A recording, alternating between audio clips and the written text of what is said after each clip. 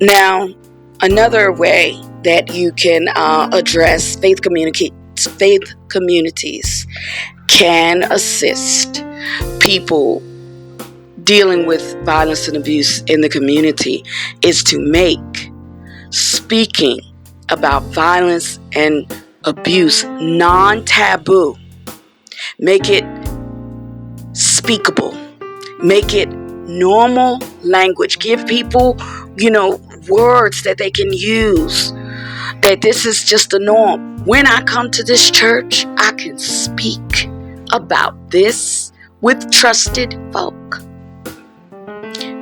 Case in point, my Pastor Lance Watson of St. Paul Baptist Church in Richmond. He had, I was definitely at that Sunday service when he spoke about violence and abuse. And I wasn't surprised because it's really, it's the kind of man he is. And he spoke against it. He spoke against people being violent towards one another, being violent in the home, being unsafe in the home. He spoke about it in such a way as to reinforce the message that God is not pleased with people beating on their wives, emotionally abusing their wives, financially abusing their wives, causing more trauma to children, making people feel unsafe, anxious, and not safe and well loved in their homes, embraced, safe to speak in their homes. He spoke against that. And I remember, I had a good time on Sunday, my normal good time. I had a great time.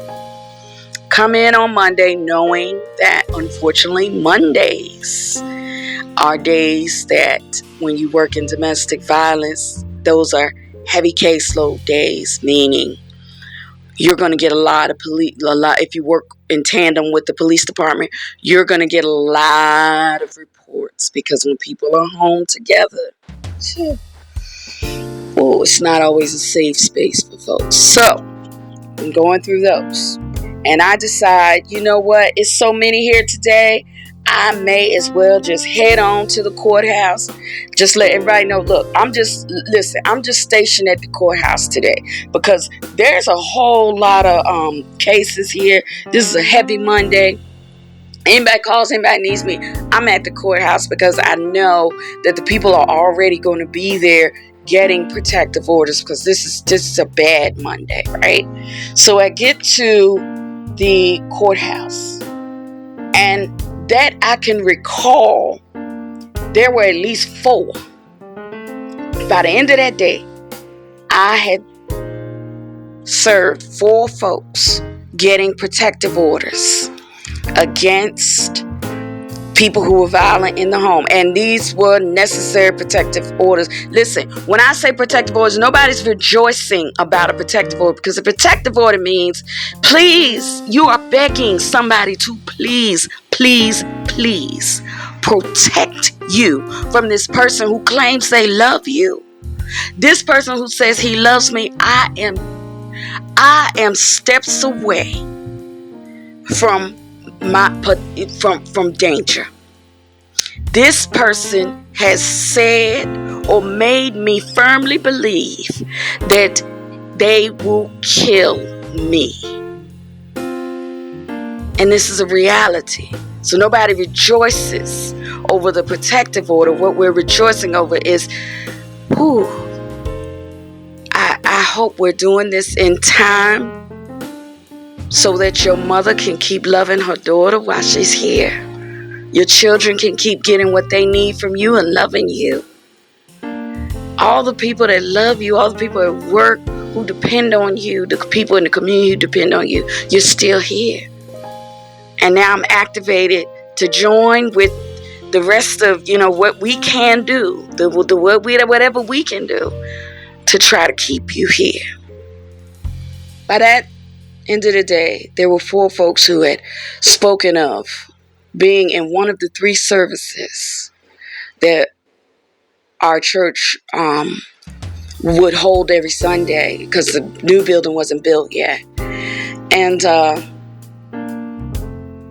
they would, you don't get into these conversations. A lot of this is the conversations, especially when it comes to Christian beliefs or whatever faith beliefs. Those are only prompted by the person coming to you for services. So someone would say, you know what, I'm fed up with it, because I remember the woman, she was a nurse, so I'm fed up with it. And my pastor said that this is the thing that God would have for me, that God loves me. I'm writing. And I'm like,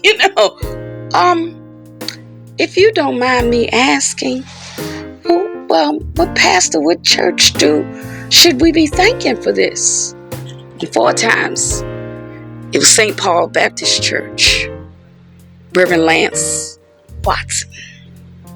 4 times. And it was by their prompting, because these are not conversations when I'm at work that, and doing this type of work that I would, start up.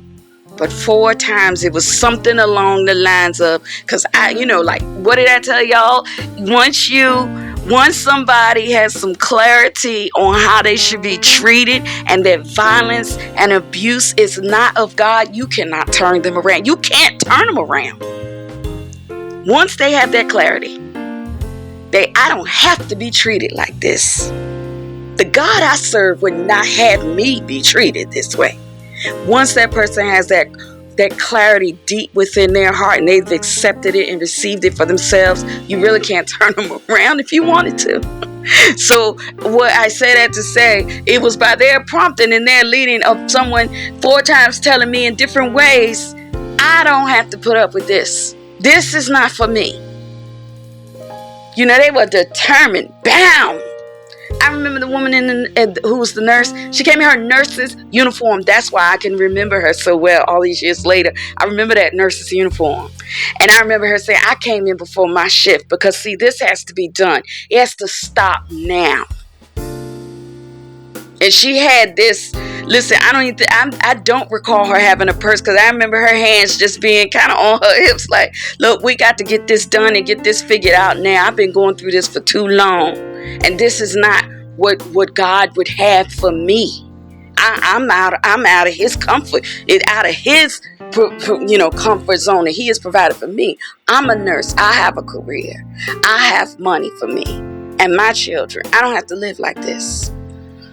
And you couldn't have turned her around if you wanted to. I mean, I'm sitting there I told you I was writing because I'm sitting there just trying to hurry up and get all the forms filled out and get everything done, because she is on a mission. This is how she came in. She came in on a mission. None of that, I can turn the page of me sitting there saying, this is what domestic violence looks like, and this is this, and this is that, and this is what we see is. I don't have to do any of that, because her mind is made up. I specifically will never forget her, I hope.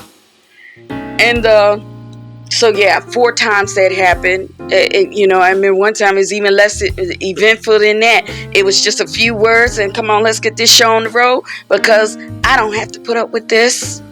This is not, I'm not hiding no more bruises. I'm not wearing no more long sleeves in the summer. I'm not being taken away from my family. I can't go to the cookout because you mad because somebody else is there. So I say that to say, listen, when you in your Sunday school classes, it's appropriate, because I know there are different age levels. In your Sunday school classes, from the pulpit, from wherever, that you have the ear of the people, just letting folks know that God's love is not violent and abusive, and he would not have that for you, is a lot. Is a lot. And I remember thinking, oh my goodness, I was sitting in this, I remember sitting, I think I went to the 10 o'clock service, and I remember sitting in that service, and I was happy. I was, I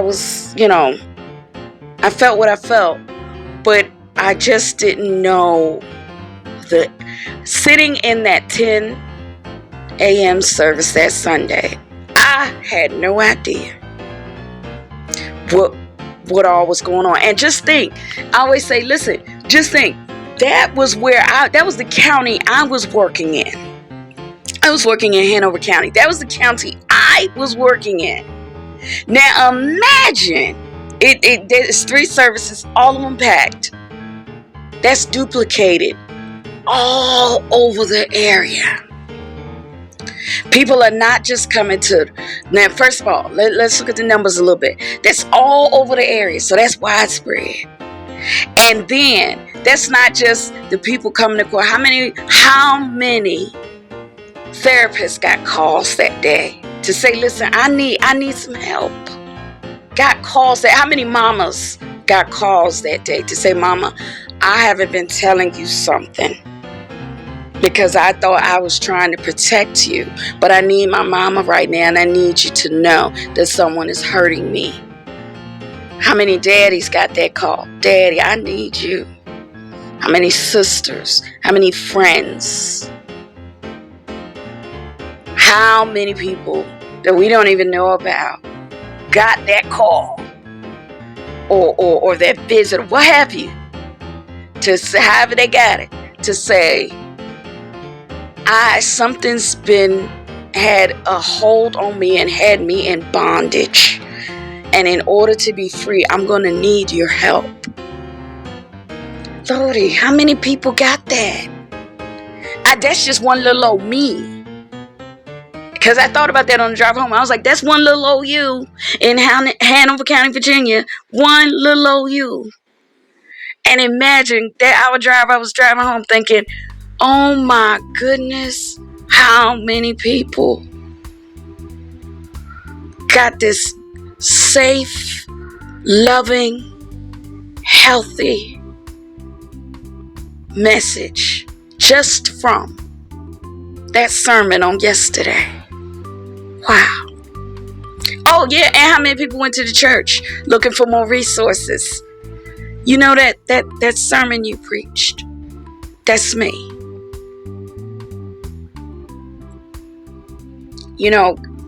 Good. I have had the honor and the privilege. You talk about privilege. The best privilege I have is being able to see goodness be multiplied and multiplied and multiplied beyond what my mind can even conceive.